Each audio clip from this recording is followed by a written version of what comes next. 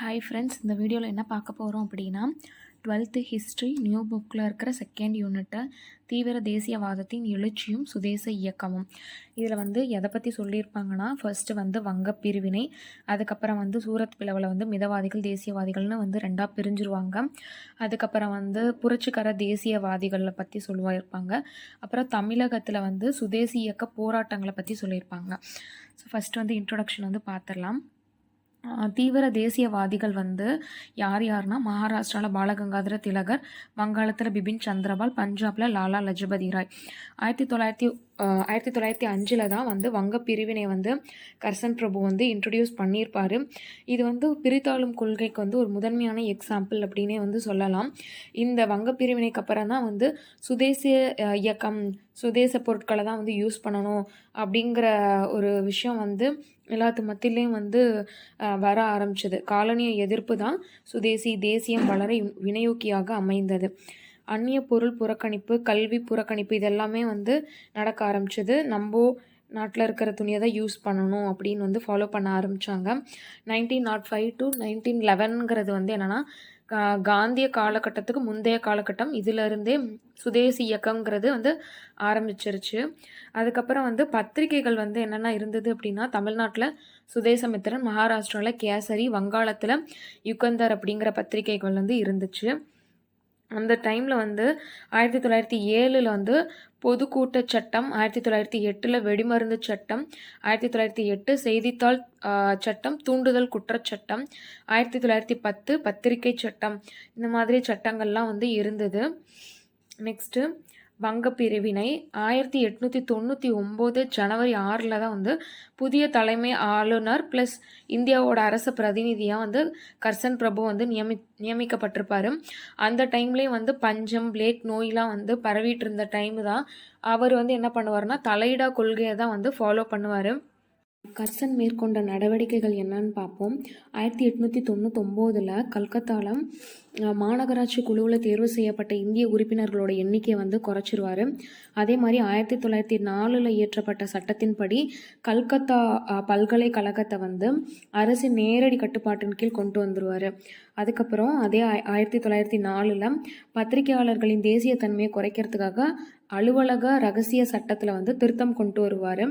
1860 வங்க பிரிவினை பற்றின ஆலோசனை ஸ்டார்ட் பண்ணிடுவாங்க. ஆனால் ஒரு 30 வருஷம் கழித்து 1890 மார்ச்சில் தான் அதுக்கான திட்டம் புத்துயிர் பெற்றிருக்கும் அப்படின்னு சொல்லியிருப்பாங்க. கர்சன் அஸ்ஸாம் போயிருப்பார். அப்போ ஐரோப்பிய வணிகர்களோட பேசும்போது அவங்க என்ன சொல்லியிருப்பாங்கன்னா, கல்கத்தாவுக்கு பக்கத்தில் எங்களுக்கு இந்த மாதிரி கடல் வழி ஏற்படுத்தி கொடுத்தா நாங்கள் Assam to Bengal railway use பண்ணணுன்ற அவசியம் இல்லை அப்படின்னு அவங்கள்ட்ட கர்சன் பிரபுட்ட ஐரோப்பிய வணிகர்கள் கோரிக்கை விடுத்திருப்பாங்க. இவரும் இந்த மாதிரி ஏற்படுத்தி தரேன் அப்படின்னு உறுதி சொல்லிட்டு வந்துடுவார். அதுக்கப்புறம் 1903 டிசம்பர்லேருந்து 1905 வரைக்குமே அந்த பீரியட் வரைக்குமே வங்க பிரிவினைக்கான திட்டம் நடந்துட்டு இருக்கும். 1903 டிசம்பரில் இந்தியாவின் பிரதேச மறு விநியோகம் தொடர்பான திட்டத்தில் திருத்தம் கொண்டு வருவார். இந்த இதுதான் ரிஸ்லி அறிக்கை அப்படின்னு சொல்லுவாங்க. இந்த வங்க பிரிவினை வங்காளத்தை பிரிக்கிறதுக்கான ரீசன் என்ன சொல்லுவாங்க அப்படின்னா, வங்காளத்திற்கான சுமை குறைவு, அதுக்கப்புறம் அஸ்ஸாமின் முன்னேற்றம் அப்படின்னு சொல்லியிருப்பாங்க.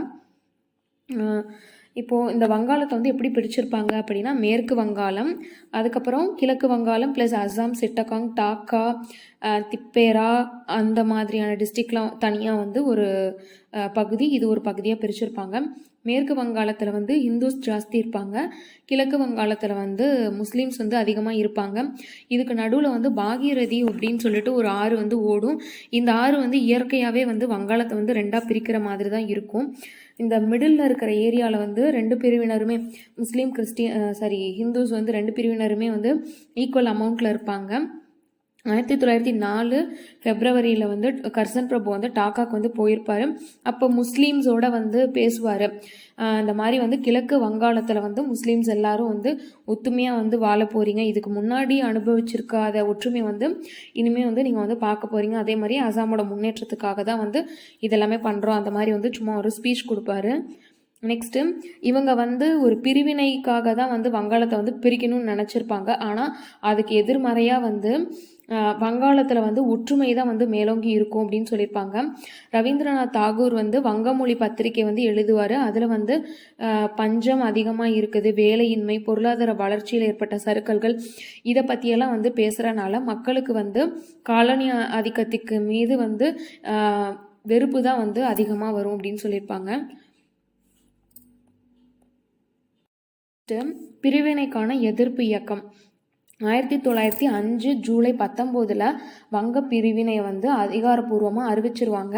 இதுக்கு யார் யாரில் எதிர்ப்பு தெரிவித்தாங்க அப்படின்னா சுரேந்திரநாத் பானர்ஜி, கே மித்ரா, பிருத்திவிஸ் சந்திர ரே, பிபின் சந்திரபால், அஸ்வினி குமார் தத்தா, அரவிந்த் கோஷ், இவங்க எல்லாருமே வந்து எதிர்ப்பு தெரிவிச்சிருப்பாங்க. 1905 ஜூலை 17 கல்கத்தாவில் வந்து ஒரு ஐஎன்சி கூட்டம் நடக்கும். அதில் வந்து அந்நிய பொருட்கள் எல்லாத்தையும் நம்ம வந்து புறக்கணிச்சிடணும் அப்படின்னு சொல்லிட்டு சுரேந்திரநாத் பானர்ஜி வந்து சொல்லுவார். அதே மாதிரி 1905 ஆகஸ்ட் 7 ஒரு கல்கத்தாவில் வந்து நகர அரங்கத்தில் ஒரு கூட்டம் நடக்கும். அதில் வந்து சுதேசி இயக்கம் வந்து முறையாக வந்து பிரகடனம் செய்வாங்க. 1905 அக்டோபர் 16 வந்து என்னென்னா முக்கியமான டேட்டு. இதுதான் வந்து வங்க பிரிவினையை வந்து நடைமுறைப்படுத்துவாங்க.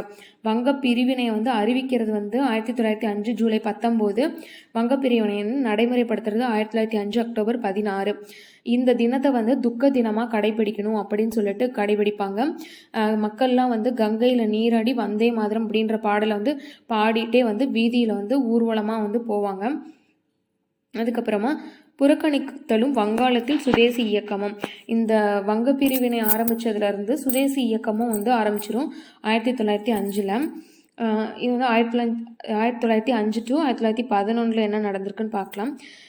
ஜி சுப்பிரமணியம் அவர்கள் வந்து சுதேசி இயக்கம் அப்படிங்கிறதுக்கான எக்ஸ்பிளனேஷன் என்ன சொல்லுவார்னா, இந்தியா வந்து தன்னிறைவு பெற்ற நாடாக ஆக்கணும், தேசிய வாழ்வின் அனைத்து தளங்களிலும் தங்கள் சார்பு நிலைக்கு எதிரான புரட்சி தான் சுதேசி இயக்கம் அப்படிங்கிறது அப்படின்னு வந்து சொல்லியிருப்பாரு. அதுக்கப்புறமா வந்து ஒவ்வொருத்தருக்கும் இதில் வந்து ஒரு கான்செப்ட் இருக்கும். சுதேசி அப்படிங்கிறது வந்து என்னென்னா ஒருவரது சொந்த நாடு அப்படிங்கிறது தான் மீனிங்கு. 1872 பூனாவில் வந்து மகாதேவ் கோவிந்த ரானடே அப்படிங்கிறவர் வந்து சொற்பொழிவாற்றும் போது அவர் என்ன சொல்லியிருப்பார் அப்படின்னா, இது வந்து சுதேசிங்கிறது வந்து சொந்த நாட்டில் உற்பத்தி செய்யப்படுற பொருட்களை வந்து யூஸ் பண்ணுறது மட்டும் இல்லை, அது இல்லாமல் வேறு நம்ம இப்போ வந்து அந்நிய பொருட்கள் இருக்குது, சொந்த பொருட்கள் இருக்குது, நம்ம சுதேசி பொருட்கள் இருக்குது அப்படின்னா சுதேசி பொருட்களுக்கு தான் வந்து இம்பார்ட்டன்ஸ் கொடுக்கணும். ராணடேவின் கருத்துப்படி ஒருவரது சொந்த நாட்டில் உற்பத்தி செய்யப்படும் பொருட்களுக்கு அப்பொருட்களின் பயன்பாடும் குறைவான மனநிறையை கொடுத்த போதிலும் முன்னுரை கொடுக்கப்பட வேண்டும் அப்படின்னு வந்து சொல்லியிருப்பார். அதே மாதிரி கோபாலகிருஷ்ண கோகலே வந்து என்ன சொல்லியிருப்பார்னா, சுதேசி இயக்கம் தொழில் முன்னேற்றத்திற்கானது மட்டுமல்ல, தேசிய துறைகளின் மேம்பாட்டிற்குமானது அப்படின்னு சொல்லியிருப்பார். அதே மாதிரி ரவீந்திரநாத் தாகூர் வந்து என்ன சொல்லியிருப்பார்னா, ஆக்கப்பூர்வமான சுதேசி திட்டம் அப்படின்னு சொல்லிட்டு சொல்லியிருப்பார். சுய உதவிக்கு வந்து இம்பார்ட்டன்ஸ் வந்து கொடுக்கணும் அப்படின்னு சொல்லிட்டு ஆத்ம சக்தி அப்படிங்கிற திட்டத்தை பற்றியும் சொல்லியிருப்பார். அது இல்லாமல் தாய்மொழி வழியில் தான் வந்து கல்வி வந்து கொடுக்கப்பட வேண்டும். அதுக்கப்புறம் வந்து இந்த மாதிரி வந்து திருவிழாக்கள் இருக்குதுல்ல, அந்த திருவிழாக்கள் மூலமாக வந்து ஜவுளி, கைத்தறி துணி, சோப்பு, மட்பாண்டம் இந்த மாதிரி வந்து சுதேசி பொருட்கள் வந்து விற்பனை செய்கிற நிலையங்கள் வந்து நிறையா வந்து பெருகும். இந்த சுதேசி இயக்கத்துக்கு முன்னாடியே தாய்மொழி வழி கல்வி அப்படிங்கிறது வந்து இம்பார்ட்டண்ட்டாக தான் பார்க்கப்பட்டது. 1902 சதீஷ் சந்திராங்கிறவங்களால விடிவெள்ளி கழகம் அப்படின்னு ஒன்று ஸ்டார்ட் பண்ணுவார். அதில் வந்து வட்டாரி மொழி கல்வியோட இம்பார்ட்டன்ஸ் பற்றி சொல்லியிருப்பார். அதே மாதிரி 1905 நவம்பர் 5 வந்து ஒரு விடிவெளி கழகம் வந்து ஸ்டார்ட் பண்ணுவாங்க. அது வந்து கல்விக்கான தேசிய கழகமாக வந்து உருவெடுக்கும். 1906 ஆகஸ்டில் வந்து வங்காள தேசிய கல்லூரி பள்ளிகள் இதெல்லாம் வந்து நிறுவுவாங்க. ஆனால் இதில் வந்து என்ன ப்ராப்ளம்னா, அந்த அந்நிய பள்ளிகள் கல்லூரிகள்லேருந்து வெளியே வந்து இந்த சுதேசி இவங்களால் ஆரம்பிக்கப்பட்ட கல்லூரி பள்ளிகள் வந்து யூஸ் பண்ணுங்கள் அப்படின்னு சொல்லுவாங்க. ஆனால் இங்கே வேலைக்கான உத்தரவாதம் இல்லை அப்படிங்கிறனால இது வந்து தோல்வியில் தான் முடியும். நெக்ஸ்ட்டு வந்து சமிதிகள். இதில் வந்து என்னென்னா தொண்டர் படைகள் வந்து இருக்கும். இங்கே இருக்கிற உறுப்பினர்கள் வந்து உடற்பயிற்சி அளிக்கிறது, அறநெறிகளை கற்றுக் கொடுத்தல், பஞ்சம் வரும்போதெல்லாம் வந்து போய் வந்து மக்களுக்கு வந்து ஹெல்ப் பண்ணுறது, நோய் வரும்போதெல்லாம் வந்து அதுக்கு வந்து எதாவது ஹெல்ப் பண்ணுறதுக்கு வந்து சேவை புரியறதுக்காக வந்து இந்த சமிதிகள்லாம் வந்து இருக்கும். ஸோ இது வந்து என்னென்னா முஸ்லீம் விவசாயி ஒடுக்கப்பட்ட மக்களிடையே தனது தளத்தை விரிவுபடுத்த இயலாமல் போனதால் இவ்வியக்கம் வந்து செழித்தோங்க இயலவில்லை அப்படின்னு வந்து சொல்லியிருப்பாங்க.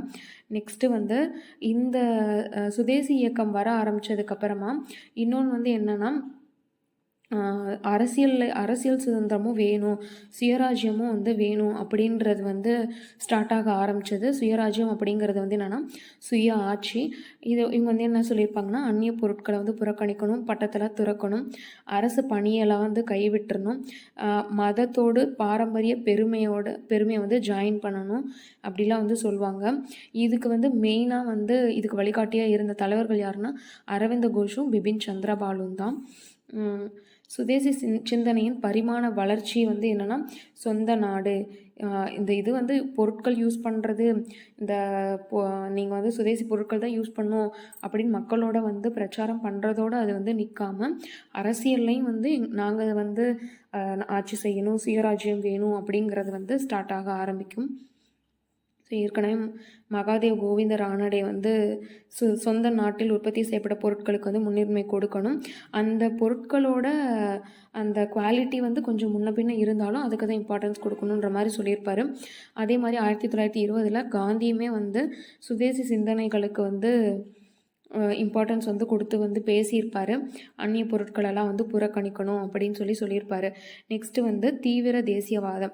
இதில் வந்து என்னென்னா லால் பால் அப்படின்ற வேர்டு வந்து ஃபேமஸாக இருக்கும். அதுக்கு என்ன மீனிங் அப்படின்னா லாலா லஜபதி ராய், பாலகங்காதர திலகர், பிபின் சந்திரபால்.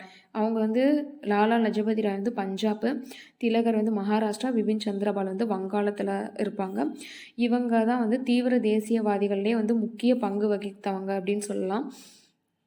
ஒரு பத்திரிகையாளர் வந்து என்னென்னா அரவிந்த கோஷ்ட வந்து 1905 வந்து ஒரு கொஷின் கேட்பார், நாட்டுப்பற்று அப்படிங்கிறத வந்து நீங்கள் எப்படி பார்க்குறீங்க அப்படின்னு சொல்லிட்டு. அதுக்கு அவர் பதில் என்ன சொல்லியிருப்பார்னா, இப்போ வந்து இந்த ஒரு வரைபடம் இருக்குது, இந்த நம்ம நாட்டு வரைபடம் இருக்குன்னா அதை வந்து நம்ம வந்து பாரத மாதாவாக பார்க்கணும்.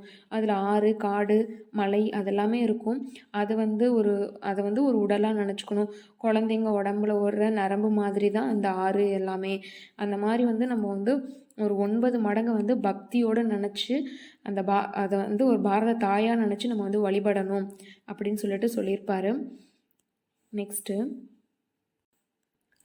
சுதேசி அப்படிங்கிறதுல வந்து ஒரு 2-3 தலைவர்களுக்கு வந்து என்ன கருத்து இருக்குது அப்படின்றத வந்து பார்த்தோம். அதே மாதிரியே சுயராஜ்யம், அரசியல் சுதந்திரம் அப்படிங்கிறதுலையும் வந்து என்னென்னா திலகருக்கும் பிபின் சந்திரபாலுக்குமே வந்து வேறு கருத்துக்கள் இருந்தது. திலகர் வந்து என்ன நினச்சார்னா நிர்வாகத்தின் மீதான இந்தியர்களின் கட்டுப்பாடு அல்லது சொந்த மக்களின் நிர்வாகம் அப்படின்னு வந்து நினச்சார். பிபின் சந்திரபால் வந்து சுயராஜ்யங்கிறத வந்து என்ன நினச்சார்னா அந்நியர் ஆட்சியிலேருந்து முற்றிலுமாக வந்து விடுதலை ஆயிடணும், அதுதான் வந்து நம்மளோட சுயராஜ்யம் அப்படின்னு நினச்சாரு. திலகர் வந்து முற்றிலுமாக வந்து அந்நிய ஆட்சியில் விடுபடணும் அப்படின்லாம் வந்து நினைக்கல.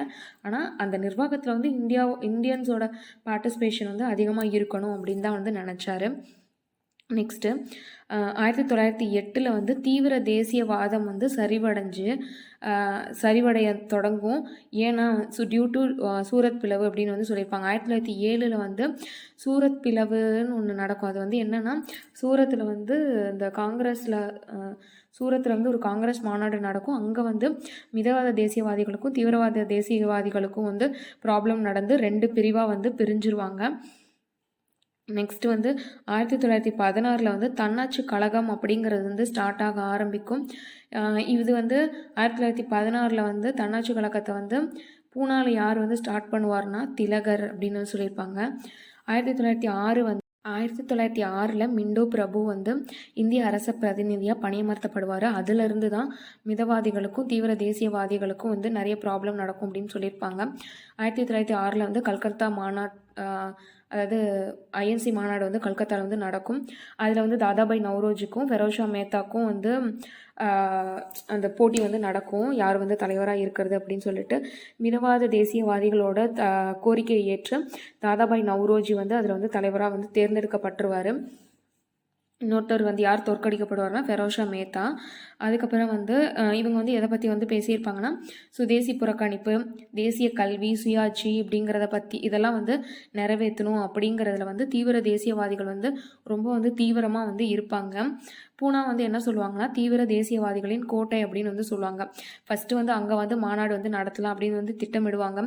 ஆனால் வந்து அங்கே வந்து மாநாடு நடத்தாமல் வந்து சரி சூரத்லேயே வந்து நடத்திக்கலாம். ரொம்ப வந்து தீவிர தேசியவாதிகள் வந்து ரொம்ப வந்து ஆக்ரோஷமாக இருப்பாங்க. நிறைய வந்து இந்த மாதிரி வந்து கோரிக்கைகள் தான் வந்து கொடுத்துட்டே இருக்கீங்க, எதுவுமே வந்து பெருசாக ஸ்டெப் எடுக்க மாட்டேங்கிறீங்க அப்படி சொல்லிட்டு ரொம்ப வந்து அவங்க வந்து ரொம்ப இதுவாக இருப்பாங்க. அதனால வந்து பூனேல நடத்தாமல் வந்து சூரத்தில் வந்து நெக்ஸ்ட்டு மாநாடு வந்து நடத்துவாங்க. 1907 வந்து ஐஎன்சி மாநாடு வந்து சூரத்தில் வந்து நடக்கும். இதில் வந்து என்னென்னா ராஜ் பிகாரி கோஷுக்கும் லாலா லஜபதி ராய்க்கும் நடுவில் வந்து போட்டி நடக்கும். ராஜ் பிகாரி கோஷுங்கிறவர் வந்து ஒரு மிதவாதி. இவரோட ஹெட்டு வந்து யாருன்னா ஃபெரோஷா மேத்தாவாக இருப்பார். லாலா லஜபதி ராய் வந்து தீவிர தேசியவாதி. இவங்க 2 பேத்துக்கும் போட்டி நடக்கும்போது எல்லாரும் வந்து இந்த தீவிர தேசியவாதிகள்லாம் வந்து லாலா லஜபதி ராய் தான் செலக்ட் பண்ணணும் அப்படி சொல்லிட்டு இது பண்ணுவாங்க, கோஷமிடுவாங்க. ஆனால் வந்து மிதவாத தேசியவாதிகள் வந்து ராஜ் பிகாரி கோஷம் வந்து வேணும் அப்படின்னு சொல்லிட்டு கோஷமிடுவாங்க. லாஸ்ட்டில் ரொம்ப வந்து சண்டை வருதுன்றதை பார்த்துட்டு லாலா லஜபதி ராய் வந்து அந்த போட்டியிலே வந்து போட்டியிட வந்து மறுத்து பின்வாங்கிடுவார். அதுக்கப்புறமேட்டுக்கு வந்து 2 பேத்துக்கும் வந்து பிரிவினை ஆகிடும். அந்த சூரத்துக்கு அப்புறம் சூரத் மாநாட்டுக்கு அப்புறம் 2 பேத்துக்கும் பிரிவினை ஆகிட்டு மிதவாதிகளோட காங்கிரஸ் வந்து என்ன சொல்லுவாங்கன்னா ஃபெரோஷா மேத்தா தலைமையிலான மேத்தா காங்கிரஸ் அப்படின்னு வந்து சொல்லுவாங்க. தீவிரவாத தேசியவாதிகள் வந்து அவங்க தனியாக வந்து இருப்பாங்க. டிசம்பர் 1885 ஸ்டார்ட் பண்ண ஐஎன்சி மாநாடு சூரத் பிளவுக்கு அப்புறமா வந்து 2ஆக வந்து ஸ்ப்ளிட் ஆயிரும். இதில் வந்து என்னென்னா சைமன் குழு போராட்டத்தில் வந்து லாலா லஜபதி ராய் வந்து பார்ட்டிசிபேட் பண்ணியிருப்பார். அதில் வந்து ஒரு போலீஸ்காரர் இருப்பார் சாண்டர்ஸ் அப்படின்னு சொல்லிட்டு. அவர் வந்து தடியடி தாக்குதல் நடத்தினால 1928 நவம்பர் 17 வந்து லாலா லஜபதி ராய் வந்து இறந்துருவார். அதுக்கு வந்து பழி வாங்கிறதுக்காக வந்து புரட்சிகர தேசியவாதிகள் வந்து நிறைய வந்து பண்ணுவாங்க. இப்போ வந்து தீவிர தேசியவாதிகளோட பங்கு வந்து கொஞ்சம் கொஞ்சமாக குறைஞ்சிட்டே போய் புரட்சிகர தேசியவாதம் வந்து நிறைய வந்து நாட்டுக்குள்ளே வந்து நடக்க ஆரம்பிக்கும். அதுக்கப்புறமா 1908 ஐஎன்சி மாநாடு வந்து நடக்கும். அதில் வந்து மிதவாதிகள் மட்டும்தான் வந்து பார்ட்டிசிபேட் பண்ணியிருப்பாங்க. 1916 தன்னாட்சி கழகத்தை வந்து யூஎஸில் வந்து ஸ்டார்ட் பண்ணியிருப்பார். யாருன்னா லாலா லஜபதி ராய். 1916 வந்து பூனாவில் வந்து ஸ்டார்ட் பண்ணது வந்து திலகர். அதுக்கப்புறம் வந்து யூஎஸில் ஸ்டார்ட் பண்ணது வந்து லாலா லஜபதி ராய். சென்னையில் வந்து ஒன்று ஸ்டார்ட் பண்ணுவாங்க. அதுக்கு வந்து தலைவராக வந்து அன்னி பெசன்ட் வந்து இருப்பாங்க. நெக்ஸ்ட்டு புரட்சிகர தேசியவாதம் பற்றி பார்க்கலாம். ஓகே, நெக்ஸ்ட்டு புரட்சிகர தேசியவாத இயக்கத்தை பற்றி பார்க்கலாம். தீவிர தேசியவாதம் வந்து 1908க்கு அப்புறமா வந்து சரிவடைஞ்சு அது வந்து புரட்சிகர தேசியவாதமாக வந்து மாறும். இது எங்கெங்கெல்லாம் வந்து மேக்ஸிமம் இருந்ததுன்னா வங்காளம், மகாராஷ்டிரா, பஞ்சாப், சென்னை இங்கெல்லாம் வந்து இந்த புரட்சிகர செயல்பாடுகள் வந்து ஸ்டார்ட் ஆக ஆரம்பிச்சிது.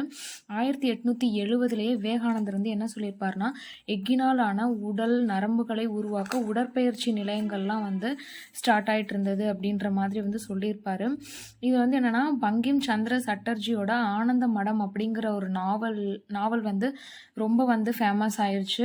அதில் வந்தே மாதரம்ன்ற பாடல் வந்து சுதேசி இயக்கத்தோட தேசிய கீதமாகவே மாறினுச்சு அப்படின்னு வந்து சொல்கிறாங்க. அதுக்கப்புறம் வந்து இந்த தனிநபர் வன்முறைக்கு வந்து 3 ரீசன் வந்து என்னென்னா, அந்நிய ஆட்சியில் இருக்கிற வந்து வெறுப்பு தான். அதில் வந்து பொறுமை தாங்க முடியாமல் நிறைய பேர் வந்து புரட்சிகரவாதிகளாக வந்து மாறிட்டாங்க. அதே மாதிரி தீவிர தேசியவாதிகளால் வந்து ப்ராப்பராக வந்து பிளான் பண்ணி வந்து எடுத்துகிட்டு போக முடியலாம் அந்த இயக்கத்தை. அதனால் வந்து அதிலிருந்து ஒருத்தராக பிரிஞ்சு வந்து தனிநபராக வந்து வளர்ந்து புரட்சிகரமாக வந்து ஏதாவது இந்த மாதிரி வந்து போராட்டம் பண்ணுறது அந்த மாதிரி வந்து பண்ணுறாங்க. அதுக்கப்புறம் நெக்ஸ்ட்டு வந்து இந்த வீரத்தை வந்து மீட்டெடுக்கிறதுக்கான வெளியீடாக தான் வந்து இந்த புரட்சிகர தேசியவாதத்தை வந்து பார்த்தாங்க எல்லாருமே. ஆனால் வந்து இந்த ஒரு புரட்சிகர செயல்பாடு வந்து ரஷ்யாவில் இருந்த மாதிரி வந்து ஒரு திட்டமிட்ட நடவடிக்கையாக இல்லாமல் சும்மா வந்து யாராவது ஒரு ஆங்கில அதிகாரியை வந்து கொலை செய்கிற முயற்சியாக மட்டும்தான் வந்து அமைஞ்சது அப்படின்னு வந்து சொல்கிறாங்க. நெக்ஸ்ட்டு அலிப்பூர் குண்டுவெடிப்பு வழக்கை பற்றி பார்க்கலாம். இந்த வழக்கு வந்து 1 இயராக வந்து நடந்தது. 1902 வங்காளம், கல்கத்தா இந்த மாதிரி வந்து நிறைய இடத்துல வந்து நிறைய புரட்சிகர வந்து சொல்லித்தர மாதிரியான இயக்கங்கள் வந்து அங்கங்கே வந்து ஸ்டார்ட் ஆகிட்டு இருந்தது. 1902 வங்காளத்தில் பல ரகசிய சங்கங்கள் வந்து ஸ்டார்ட் ஆச்சுன்னு சொல்கிறாங்க. அணுசீலன் சமிதி வந்து கல்கத்தாவில் இருந்தது. இது யார் வந்து நடத்திட்டு இருந்தாருன்னா ஜதீந்திரநாத் பானர்ஜி, அரவிந்த கோஷோட பிரதர் பரீந்தர் குமார் கோஷ், இவங்க 2 பேரும் தான். ஜதீந்திரநாத் பானர்ஜி, பரீந்தர் குமார் கோஷ், இவங்க 2 பேரும். எதுனா அணுசீலன் சமிதி எங்கே நடந்ததுன்னா கல்கத்தாவில். அதே மாதிரி 1906 வந்து டாக்காவில் அணுசீலன் சமிதி ஒன்று அப்படின்னு அணுசீலன் சமிதின்னு ஒன்று இருந்தது. அதை வந்து நடத்தினவர் யாருன்னா வந்து புலின் பிகாரி தாஸ் அப்படிங்கிறவர். ஓகேவா. நெக்ஸ்ட் வந்து புரட்சிகர வார இதழான யுகந்தரும் வந்து ஸ்டார்ட் பண்ணாங்க. அதில் வந்து அவங்களோட கருத்துக்களை வந்து சொல்கிறது, ஆங்கிலேயருக்கு எதிரான என்னென்ன நடவடிக்கைகள் வந்து பண்ணுறாங்களோ அதெல்லாம் வந்து ஷேர் பண்ணுறதெல்லாம் வந்து இந்த யுகந்தர்ன்ற இதழில் வந்து பண்ணிட்டு இருந்தாங்க. அணுசீலன் சமிதி வந்து கல்கத்தாவில் இருந்ததுன்னு பார்த்தோமா. 1906 ஆகஸ்டில் வந்து சங்பூரில் ஃபஸ்ட்டு தேசிய கொள்கை வந்து நடந்தது. அது வந்து எந்த இயக்கத்தோடதுன்னா அணுசீலன் சமிதி இயக்கத்தோடது தான் வந்து நடந்ததுன்னு சொல்கிறாங்க. 1906 வந்து ஹேம்சந்திர கனுங்கோ அப்படிங்கிறவர் வந்து பாரிஸுக்கு வந்து இராணுவ பயிற்சிக்காக வந்து போவார். போயிட்டு 1908 வந்து ரிட்டர்ன் வந்துடுவார். வந்துட்டு மணிக்தாவில் வந்து ஒரு மதச்சார்பு பள்ளியும் குண்டு தயாரிக்கும் தொழிற்கூடமும் வந்து நிறுவுவார். அங்கே வந்து நிறைய பேருக்கு வந்து உடற்பயிற்சி கொடுக்கறது, அதுக்கப்புறம் வந்து செவ்வியல் நூல்கள் வாசிக்கிறதுக்கான அந்த நூல்கள்லாம் வந்து அங்கே வந்து வச்சுருப்பாங்க. அதெல்லாம் வந்து அங்கே இருக்கிறவங்க வந்து படிப்பாங்க. அதுக்கப்புறம் வந்து இந்த புரட்சிகரமான இயக்கங்கள் வந்து வேர்ல்டு லெவலில் வந்து எங்கெங்கே நடந்தது அதை பற்றின டீட்டெயில்ஸும் வந்து படிக்கிற மாதிரியான நூல்களும் நிறைய அங்கே இருந்தது அப்படின்னு சொல்கிறாங்க.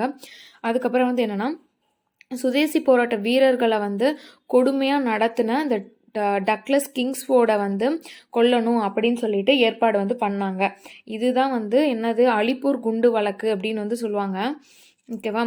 இது வந்து யார் வந்து பண்ணுவாங்க அப்படின்னா குதிராம் போஸ் அப்புறம் பிரபுல்லா ஷாக்கி அப்படின்னு 2 பேர். குதிராம் போஸ் வந்து 18 வயசு தான், பிரபுல்லா ஷாக்கிக்கு வந்து 19 வயசு. இவங்க வந்து 1908 ஏப்ரல் 30 வந்து அந்த டக்ளஸ் கிங்ஸ்ஃபோர்டு போயிட்டு இருந்த காரில் வந்து குண்டு வீசுவாங்க. ஆனால் அதுக்கு பதிலாக வந்து வேற 2 ஆங்கில பெண்கள் மீது வந்து குண்டு வீசிடுவாங்க. அவங்க வந்து இறந்துருவாங்க. அதனால வந்து குதிராம் போஸுக்கு வந்து கைது செஞ்சு தூக்கு தண்டனை வந்து கொடுத்துருவாங்க. பிரபுல்லா ஷாக்கி வந்து அந்த இடத்துல வந்து அவர் வந்து தற்கொலை பண்ணிட்டு இறந்துருவார். இந்த வழக்கை வந்து விசாரிக்கும் போது அரவிந்த் கோஷ், அவரோட பிரதர் பரீந்தர் குமார் கோஷ், அது இல்லாமல் 35 பேரை வந்து கைது செஞ்சுருப்பாங்க. இந்த வழக்கில் வந்து வாதாடினது வந்து யாருன்னா சித்தரஞ்சன் தாஸுங்கிறவர் தான். இவர் வந்து வாதாடி அரவிந்த் கோஷை வந்து ரிலீஸ் பண்ணிடுவார். ஆனால் வந்து பரீந்தர் குமார் கோஷுக்கும் உல்லாஸ் கர்தத் அவங்களுக்கும் வந்து மரண தண்டனை வந்து கொடுத்துருவாங்க. அப்புறம் திரும்ப நிறைய பேர் வந்து போராட்டம் பண்ணிட்டு இருந்தனால அந்த மரண தண்டனை வந்து குறைச்சி ஆயுட்கால நாடு கடத்தலாம் வந்து மாற்றிடுவாங்க. இவங்க பிரதருக்கு வந்து இப்படி வந்து தண்டனை வந்து கொடுத்துட்டனால இவர் அடுத்து வந்து என்ன பண்ணுவார்னா அரவிந்த கோஷ் வந்து ஆன்மீக பாதைக்கு வந்து போயிடுவார். அவர் வந்து பாண்டிச்சேரிக்கு வந்து போயிடுவார். அது வரைக்கும் 1950 வரைக்கும் அவர் இறக்குற வரைக்குமே வந்து அந்த ஆன்மீக பாதையில் தான் இருப்பார். வேற எந்த புரட்சிகர நடவடிக்கையும் வந்து மேற்கொள்ள மாட்டார். அதுக்கப்புறமா வங்காளத்தில் வந்து புரட்சிகர நடவடிக்கை வந்து வீழ்ச்சி அடைகிறதுக்கு வந்து என்ன காரணம் அப்படின்னு வந்து சொல்கிறாங்கன்னா இந்த அரசு அடக்குமுறைகளை வந்து அவங்க வந்து தாங்க முடியாமல் அந்த அதிகாரிகளை கொல்றத தான் வந்து மெயின் நோக்கமாக வந்து கொண்டிருந்தாங்களே தவிர இதை வந்து மக்கள் மத்தியில் வந்து பரப்புறதுக்கு வந்து எந்த ஸ்டெப்பும் பெருசாக எடுக்கலை. அதே மாதிரி பிராமணர்கள், காயஸ்தர், வைஷ்யர் இவங்கெல்லாம் வந்து பெருசாக இந்த புரட்சிகர நடவடிக்கைகளில் வந்து ஈடுபடலை. அதே மாதிரி வந்து இந்த நடவடிக்கை வந்து வங்காளத்தில் இருந்தது. அப்புறம் பஞ்சாப், உத்தரப்பிரதேஷ் இப்படி வந்து கொஞ்சம் இடத்துக்கு தான் வந்து ஸ்ப்ரெட் ஆச்சே தவிர ஆல் ஓவர் இந்தியா ஃபுல்லாக வந்து நிறைய இடத்துக்கு வந்து பரவலை அப்படின்னு வந்து சொல்கிறாங்க. நெக்ஸ்ட்டு ஆங்கிலேயரின் அடக்குமுறை. 1908 டிசம்பரில் மிண்டோ மார்லி அப்படிங்கிற வந்து அரசியல் சீர்திருத்தத்தை வந்து அறிவிச்சிருப்பாரு. அது வந்து என்னன்னா 1908 செய்தித்தாள் சட்டம் அப்படின்னு வந்து கொண்டு வருவாங்க.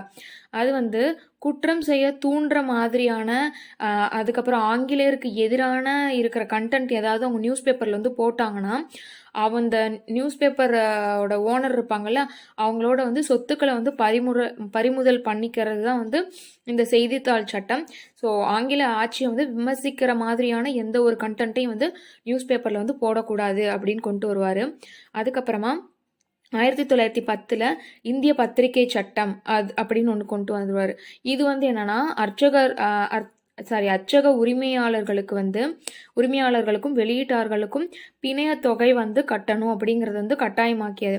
இப்போ பத்திரிகை வந்து வச்சிருக்காங்க அப்படின்னா அந்த அச்சகர்களும் உரிமையாளர்களும் பிணைத்தொகை வந்து கண்டிப்பாக வந்து கட்டணும் அப்படின்னு வந்து கொண்டு வந்திருப்பாங்க. ஸோ இந்த மாதிரி நிறைய சீர்திருத்தங்கள் வந்து மிண்டோ மார்லி வந்து 1908 வந்து கொண்டு வந்திருப்பாரு. நெக்ஸ்ட் தமிழ்நாட்டில் வந்து சுதேசி இயக்கம் வந்து எப்படி வந்தது அப்படின்னு வந்து பார்க்கலாம். ஓகே, தமிழ்நாட்டில் சுதேசி இயக்கம் வந்து திருநெல்வேலியில் தான் வந்து ஸ்டார்ட் ஆச்சு அப்படின்னு வந்து சொல்கிறாங்க. அதுக்கப்புறம் வந்து மெரினா கடற்கரை இருக்குல்ல, அங்கே வந்து அடிக்கடி வந்து சுதேச கூட்டங்கள் வந்து நடைபெற்றிருந்தது. அதுவும் இல்லாமல் வந்து இந்த மூர் மார்க்கெட் அப்படிங்கிற இடத்துலையும் வந்து அடிக்கடி வந்து சுதேச கூட்டங்கள் வந்து நடைபெற்றிருந்தது. 1905 to 1907 இந்த காவலர் அறிக்கை வந்து ஒன்று ரிலீஸ் பண்ணுவாங்க. அதில் வந்து என்ன இருந்ததுன்னா, மாணவர்கள் வந்து ரொம்ப ஆபத்தானவர்கள், அவர்கள் வந்து ஆங்கில ஆட்சிக்கு எதிராக நிறைய நடவடிக்கையில் வந்து ஈடுபடுறாங்க அப்படின்னு வந்து இந்த காவலர் அறிக்கையில் வந்து இருந்தது. 1907 பிபின் சந்திரபால் வந்து சென்னை கடற்கரையில் வந்து ஸ்பீச் வந்து கொடுத்துருந்தாரு. ஓகேவா. நெக்ஸ்ட்டு வஉசியோட நீராவி கப்பல் கம்பெனியை பற்றி பார்க்கலாம். இவர் வந்து வஉசி நம்மளுக்கு தெரியும், நீராவி கப்பல் கம்பெனி வந்து ஒன்று வந்து ஸ்டார்ட் பண்ணார். அதோட பேர் வந்து என்னென்னா SSNC, அதாவது சுதேசி ஸ்டீம் நேவிகேஷன் கம்பெனி.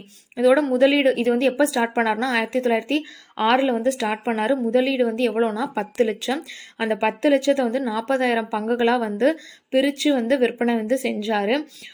அதில் வந்து ஒரு பங்கு வந்து எவ்வளோனா 25 ரூபா அப்படிங்கிற வீதத்தில் வந்து பிரித்து வந்து அதை வந்து விற்பனை செஞ்சார். இவர் வந்து என்னென்ன கப்பல் வந்து வச்சுருந்தாரு அப்படின்னா எஸ்எஸ்சி கலியா, எஸ்எஸ்சி லாவோ அப்படின்னு வந்து 2 நீராவி கப்பல் வந்து வச்சுருந்தாரு. இதில் வந்து ஒரு பங்கு வந்து 25 ரூபா அப்படின்னு வந்து சொன்னேன்னா, இதில் வந்து யார் யார் பங்குதாரர்களாக இருந்தாங்க அப்படின்னா, இந்தியர்கள், இலங்கை நாட்டை சேர்ந்தவர்கள், அதுக்கப்புறம் ஆசிய நாட்டை சேர்ந்த சிலரும் வந்து பங்குதாரர்களாக வந்து இருந்திருக்காங்க. இவரோட இந்த என்னது நீராவி கப்பல் கம்பெனி ஸ்டார்ட் பண்ணார் இல்லையா, இந்த விஷயத்தை வந்து லோகமான்யா திலகர் வந்து அவரோட பத்திரிகையான கேசரியன் மராட்டாவில் வந்து ரொம்ப வந்து பெருமையாக வந்து பேசியிருப்பார்.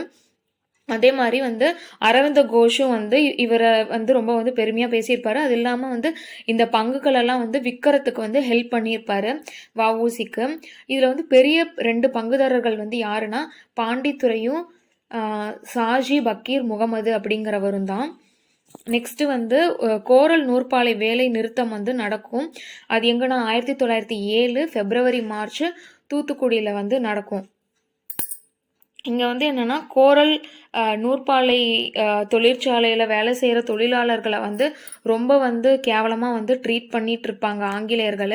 ஸோ அதனால் வந்து என்னென்னா 1908 மார்ச்சில் வந்து வேலை நிறுத்தம் வந்து நடக்கும். இதுக்கு வந்து யார் ஹெல்ப் பண்ணுவாங்க அப்படின்னா வஉசியும் சுப்பிரமணிய சிவாவும் வந்து ஹெல்ப் பண்ணுவாங்க. இவங்க வந்து 1907 பிப்ரவரி மார்ச்சில் தூத்துக்குடி கடற்கரையில் வந்து டெய்லியும் வந்து பொதுக்கூட்டம் நடக்கும். அங்கே வந்து இவங்க 2 பேருமே வந்து ஸ்பீச் கொடுப்பாங்க. அவங்க வந்து இந்த மாதிரி தொழிலாளர்களை வந்து வேலை நிறுத்தத்துக்கு வந்து தூண்டி அதுக்கு அந்த வேலை நிறுத்தத்திலேருந்து அவங்களுக்கு வந்து வெற்றியும் வந்து பெற்று தருவாங்க. இதையும் வந்து அரவிந்த கோஷ் வந்து என்ன சொல்லுவார்னா வந்தே மாதரம் அப்படிங்கிற அவரோட இதழில் வந்து ரொம்ப வந்து பெருமையாக வந்து சொல்லியிருப்பாரு. ஒவ்வொரு வெற்றியும் நாட்டிற்கு கிடைத்த வெற்றி அப்படின்னு வந்து சொல்லியிருப்பாரு. நெக்ஸ்ட் வந்து சுப்பிரமணிய பாரதியார். இவர் வந்து ஒரு தேசியவாதி மட்டும் இல்லை, இவர் வந்து ஒரு கவிஞரும் கூட. இவருக்கு வந்து ஆங்கிலத்திலையும் வந்து தமிழ்லையும் வந்து ரொம்ப வந்து புலமை பெற்றிருப்பாரு. சுப்பிரமணிய பாரதியும் ஜி சுப்பிரமணியம் ப்ளஸ் இன்னும் ஒரு 5 பேர் வந்து சேர்ந்து தி இந்து, சுதேசமித்திரன் பத்திரிகையெல்லாம் வந்து ஸ்டார்ட் பண்ணுவாங்க. இதுதான் வந்து தமிழில் வெளியிட்ட ஃபர்ஸ்ட் தினசரி நாளிதழ் அப்படின்னு வந்து சொல்கிறாங்க. 1906 பர்சால் காங்கிரஸ் மாநாட்டில் வந்து நடந்த விஷயங்களை பற்றி பேசியிருப்பாங்க. அதை வந்து ஆங்கிலேயர்களோட நடவடிக்கைகள் குறித்து அந்த புக்கில் வந்து எழுதியிருப்பாங்க. அது இல்லாமல் வஉசி சுப்பிரமணிய சிவா வந்து தூத்துக்குடி கடற்கரையில் வந்து அடிக்கடி வந்து ஸ்பீச் நடத்துகிறாங்க. ஸோ அதையும் வந்து அந்த பத்திரிகையில் வந்து பேசியிருப்பாங்க. 1904 பாரதியார் வந்து சுதேசமித்ரன் சக்கரவர்த்தினி அப்படிங்கிற 2 இதழுக்கு வந்து துணை ஆசிரியராக இருப்பார். சுதேசமித்ரன்கிறது வந்து ஒரு பத்திரிகை, சக்கரவர்த்தினி அப்படிங்கிறது வந்து மாத இதழ். சக்கரவர்த்தினி வந்து எதை பற்றி இருக்கும் அப்படின்னா பெண்கள் மேம்பாட்டை பற்றி தான் இது வந்து அதிகம் வந்து இதில் எழுதியிருப்பாங்க. அதுக்கப்புறமா 1905 வந்து அயர்லாந்து பெண்மணியான சிஸ்டர் நிவேதிதையை வந்து மீட் பண்ணுவார் அவர். இவங்க தான் வந்து பாரதியாரோட குருமணி அப்படின்னு வந்து சொல்லப்படுற பெண்ணு. இந்த சிஸ்டர் நிவேதிதை வந்து யாருன்னா விவேகானந்தரோட சீடராக வந்து இருப்பாங்க. அதுக்கப்புறமா மிதவாதிகளை வந்து யாசிப்பவர்கள் அப்படின்னு சொல்லிட்டு தீவிர தேசியவாதிகள் வந்து ரொம்ப வந்து ஏளனம் வந்து செய்வாங்க. ஏன்னா அதுக்கப்புறமா 1907 சூரத் மாநாட்டில் வந்து பாரதி வந்து பார்ட்டிசிபேட் பண்ணுவார். அதுக்கப்புறம் வந்து திலகர் மேலே வந்து அவருக்கு வந்து ரொம்ப வந்து பற்று வந்து ஜாஸ்தி ஆயிரும். அவர் வந்து திலகர் எழுதின டெனட்ஸ் ஆஃப் நியூ பார்ட்டி அப்படிங்கிற புக்கை வந்து தமிழில் வந்து மொழிபெயர்த்து எழுதுவார். அதுக்கு வந்து என்ன பேர் வச்சிருப்பார் அப்படின்னா சூரத் சென்று வந்த பயணம் அப்படின்னு வந்து பேர் வச்சிருப்பார். அதுக்கப்புறம் இவர் வந்து இந்தியா அப்படிங்கிற ஒரு வார இதழுக்கு வந்து ஆசிரியராக இருப்பார். அந்த இந்தியாங்கிற இதழ் வந்து தீவிர தேசியவாதிகளோட குரலாக வந்து இருக்கும். நெக்ஸ்ட்டு வஉசி அப்புறம் சுப்பிரமணிய சிவா பற்றி பார்க்கலாம். இதில் வந்து என்னன்னா 6 மாதம் வந்து பிபின் சந்திரபாலுக்கு வந்து சிறை தண்டனை வந்து கொடுத்துருப்பாங்க. 6 மாதத்துக்கு அப்புறம் 1907 மார்ச் 9 வந்து அவர் வந்து ரிலீஸ் ஆவார். வஉசியும் சுப்பிரமணிய சிவாவும் என்ன பிளான் பண்ணுவாங்கன்னா இவர் ரிலீஸ் ஆன இந்த மார்ச் 9 வந்து சுதேச தினமாக வந்து செலிப்ரேட் பண்ணும் அப்படின்னு வந்து பிளான் பண்ணுவாங்க. எங்கன்னா திருநெல்வேலியில் 1908 மார்ச் 9 வந்து சுதேச தினமாக செலிப்ரேட் பண்ணலாம் அப்படின்னு நினைப்பாங்க. ஆனால் வந்து இதை வந்து சுதேச தினமால செலிப்ரேட் பண்ணக்கூடாது அப்படின்னு சொல்லிட்டு கவர்மெண்ட் ஆங்கில அரசு வந்து சொல்லிடும். ஆனால் அதையும் மீறி வந்து இவங்க வந்து செலிப்ரேட் பண்ணிடுவாங்க. பண்ணதுனால வந்து வஉசி சுப்பிரமணிய சிவா பத்மநாபர் அவங்க எல்லாத்தையும் 1908 மார்ச் 12 ஆங்கில அரசு வந்து கைது செஞ்சிரும். அவங்கள கைது செஞ்சதுக்கப்புறம் வந்து மக்கள் வந்து நிறைய வன்முறையில் வந்து இறங்கிடுவாங்க. திருநெல்வேலி நகர சபை கட்டடத்தையும் காவல் நிலையத்தையும் தீ வச்சிருவாங்க. இந்த மாதிரி வந்து நூற்பாலை தொழிலாளர்கள் வந்து ஆலையை விட்டு வெளியேறி போராட்டம் பண்ணுவாங்க. இந்த மாதிரி வந்து நிறைய அவங்கள கைது செஞ்சனால நிறைய வந்து இந்த மாதிரி வந்து போராட்டம் வந்து பண்ணுவாங்க. ஆனால் அதையும் மீறி அவங்க வந்து கைது செஞ்சு தண்டனை வந்து கொடுத்துருவாங்க. 1908 ஜூலை 7 வந்து வஉசிக்கும் சுப்பிரமணிய சிவாவையும் வந்து ஜெயிலில் வந்து போட்டுருவாங்க. என்ன தண்டனை கொடுப்பாங்க அப்படின்னா வஉசிக்கு வந்து இரட்டை ஆயுள் தண்டனை. ஆயுள் தண்டனைனா 20 வருஷமா, இரட்டை ஆயுள் தண்டனை 40 வருஷம் சிறை தண்டனை. அதுக்கப்புறம் சுப்பிரமணிய சிவாக்கு வந்து 10 வருஷம் நாடு கடத்தல் தண்டனையும் வந்து கொடுத்துருவாங்க. இவங்க வந்து கைது செய்யப்பட்ட போது வந்து மக்கள் நிறைய வன்முறையில் ஈடுபட்டாங்க இல்லையா? ஸோ அதனால் வந்து காவல்துறை பழி வாங்குற விதமாக திருநெல்வேலி தூத்துக்குடி மக்களுக்கு வந்து என்ன பண்ணோன்னா நிறைய வரியும் அது இல்லாமல் நிறைய தண்டனைகளும் வந்து கொடுக்கும். ஸோ அந்த வன்முறையில் இறங்குறதுனால அதுக்கப்புறம் வந்து மக்கள் வந்து நிறைய வந்து கஷ்டப்பட்டிருப்பாங்க. இதுக்கான தீர்ப்பு வந்து எப்போ வழங்கியிருப்பாங்க அப்படின்னா 1908 நவம்பர் 4 தான் வந்து தீர்ப்பு வந்து வழங்கியிருப்பாங்க. ஸோ ஃபஸ்ட்டு வந்து 1908 மார்ச் 12 வந்து கைது பண்ணியிருப்பாங்க. அதுக்கப்புறம் வந்து 1908 ஜூலை 7 வந்து தீர்ப்பு வழங்கியிருப்பாங்க. அதுக்கப்புறம் அதை நடைமுறைப்படுத்தினது 1908 நவம்பர் 4 அப்படின்னு சொல்லியிருப்பாங்க. நெக்ஸ்ட்டு வந்து ஆஷ் படுகொலை. இது எங்கே நடக்கும் அப்படின்னா வந்து இதுவும் வந்து என்னென்னா திருநெல்வேலியில் தான் வந்து நடக்கும். தூத்துக்குடியில் வந்து சுதேச தலைவர் தூத்துக்குடியில் வந்து சுதேசி இயக்க தலைவர்கள்லாம் வந்து கைது செய்யப்பட்டு நிறைய அவமரியாதை வந்து செய்யப்பட்டிருப்பாங்க. ஸோ இதனால வந்து திருநெல்வேலியில் வந்து சதி திட்டம் வந்து தீட்டிடுவாங்க. என்னன்னா திருநெல்வேலி கலெக்டரான ராபர்ட் ஆஷ் அப்படிங்கிறவரை வந்து நம்மளை வந்து கொல்லணும் அப்படின்னு சொல்லி பிளான் பண்ணுவாங்க. ஸோ ராபர்ட் ஆஷா வந்து ஜூன் 1911 மணியாச்சி ரயில் நிலையத்தில் வந்து வாஞ்சிநாதனால் வந்து சுட்டு கொல்லப்பட்டுருவார். இந்த வாஞ்சிநாதன்கிறவர் வந்து யாருன்னா 1880 வந்து திருவாங்கூரில் வந்து பிறந்திருப்பார். புனலூரில் வந்து வனத்துறை அலுவலராக வந்து வேலை செய்வார். அதுக்கப்புறம் வந்து பாரத மாதா அப்படிங்கிற புரட்சிகர தேசியவாத குழுவில் வந்து ஜாயின் பண்ணியிருப்பார். ஜாயின் பண்ணி அந்த அவர் வந்து என்னன்னா கைத்துப்பாக்கி பயிற்சி வந்து எடுத்துப்பார். யார்கிட்டனா வாவே சுப்பிரமணியர் வாவே சுப்பிரமணியர்கிட்ட வந்து கைத்துப்பாக்கி பயிற்சி வந்து எடுத்துப்பார். வாவே சுப்பிரமணியர் வந்து எங்கே வந்து அந்த கைத்துப்பாக்கி பயிற்சி கொடுப்பாருன்னா பாண்டிச்சேரியில். ஓகேவா.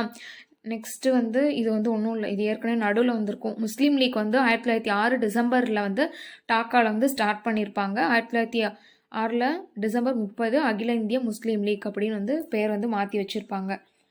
அவ்வளோதான். இந்த செகண்ட் யூனிட் வந்து முடிஞ்சிருச்சு. தேங்க்யூ.